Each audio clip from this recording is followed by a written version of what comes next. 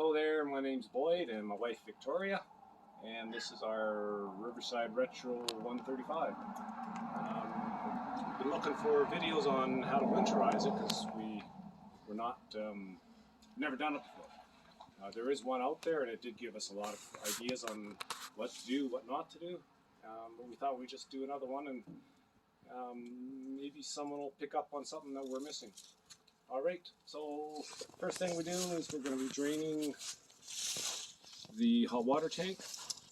You do that with a 1 1/16 wrench ratchet. You remove the anode rod. I've already loosened it. That's the anode rod.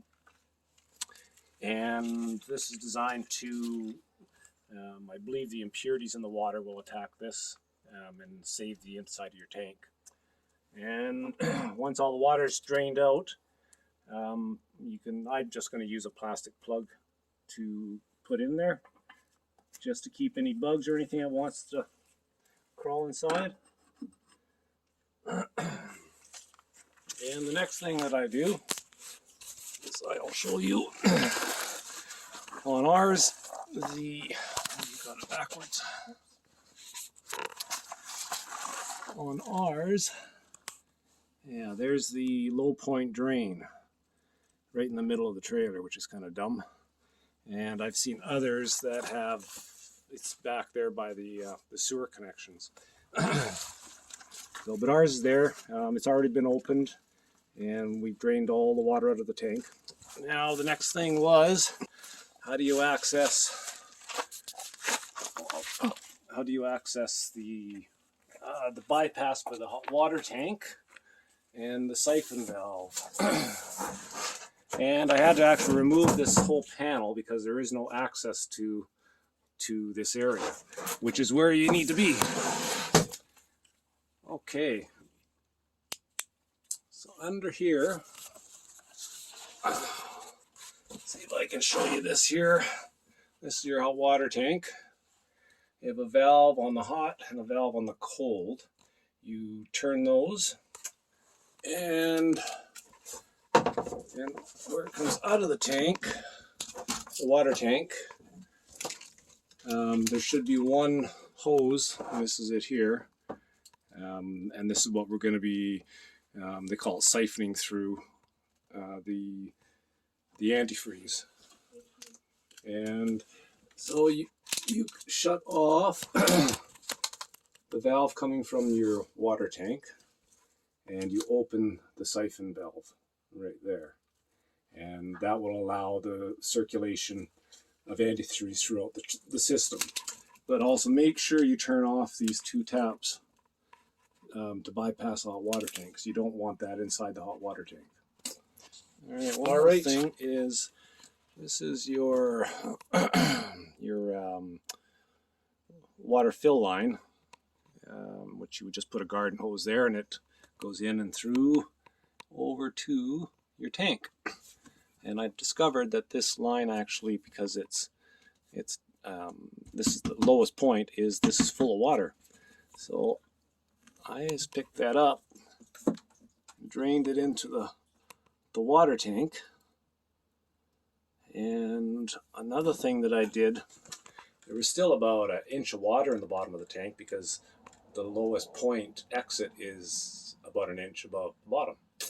So I tilted the trailer up on one side and drained out as much as I possibly could out of the tank. Just another thing, it might be anal doing this, but I'd rather be safe than sorry.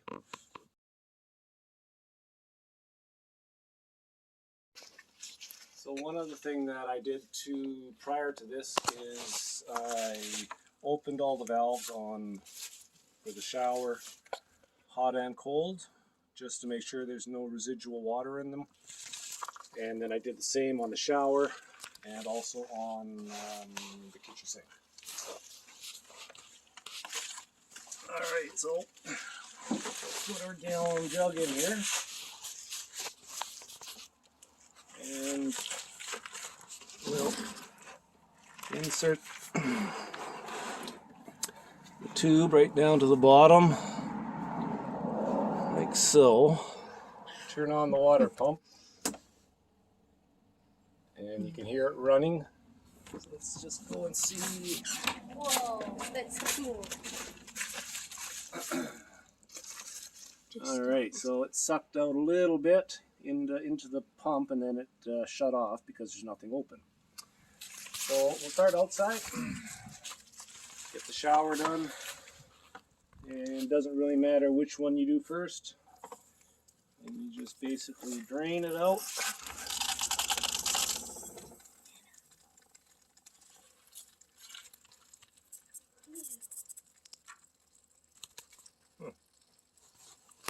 Is that the hot water? It's interesting, we're not getting any pressure. Oh, of course, you got to turn on the valve. There we go. Pink. Let all the air come out. Now it's pure pink, no more bubbles. Do the same on the other. It's pink right away. Okay. So that's good. Now we'll go inside.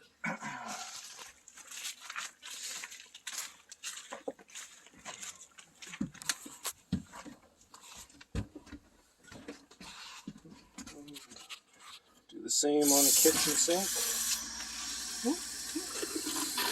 Run it a bit just to get all the air out, just in case there is some water left in there. That looks pretty good to me. That looks pretty good to me. Okay, it's back on. Alright, do the same in the shower.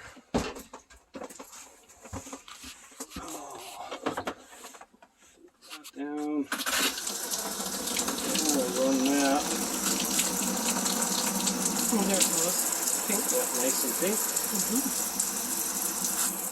Same on the other.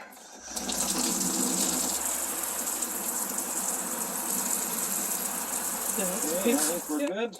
And I think it's empty outside. Okay, so we got to switch our bottles. That's 1 gallon. Boy, I don't know if that stuff's going to stain or not. I hope not.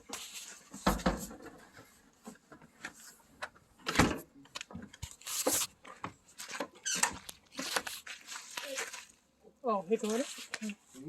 Oh, he changed it. You changed it? Yeah, there's just that little bit.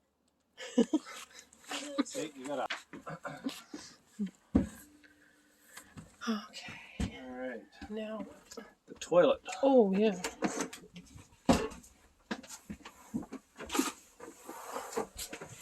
Okay.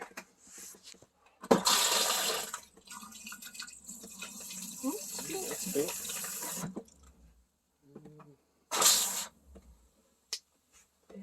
I'm going to go a little more, so I want to put a little bit extra into the tank just because.